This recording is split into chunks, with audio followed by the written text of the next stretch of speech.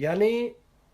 हिकु तरफ़ क़ौमुनि जा वसीला दरियाव समुंड उन्हनि जी दौलत नज़र ईंदी तव्हांखे, ॿिए पासे छा ईंदो नज़र त बंदूक आहे हिकिड़ी क़ौम जे हथ में, बम ऐं बारूद आहे हिकिड़े क़ौम जे हथ में, ऐं उहा क़ौम वसीलनि वारनि टिन्हिनि क़ौमुनि जे ॻिचीअ ते सवार आहे। हाणे अचूं था सम्झ ते, जेको मां शुरूआति कई, त हाणे जॾहिं इहो इदराक कंहिं वटि अचे, कंहिंखे सम्झ अचे त मुंहिंजा वसीला पंजाब पंहिंजे फ़ौजी ताक़त ऐं ॾाढ जे ज़ोर ते फुरे थो,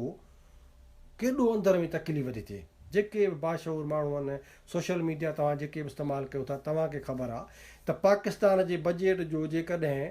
70% सिंध थी ॾिए ऐं सिंध जे टोटल पैदावार जो 86% जेकॾहिं पाकिस्तान जे नाले में वफ़ाक़ पंजाब ऐं फ़ौज ऐं इहे जेके खणी था वञनि, हाणे इहा सम्झ जंहिं वटि बि हूंदी,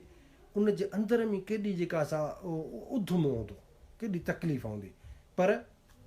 जिनखे ख़बर कान्हे का, जिनखे का इन ज़माने जी ख़बर कान्हे का, उन्हनि खे इहा तकलीफ़ बि कान्हे थिए। नतीजे में जीअं भिटाए चयो त अलाह ॾाही मथियां ॾाहप शऊर सम्झ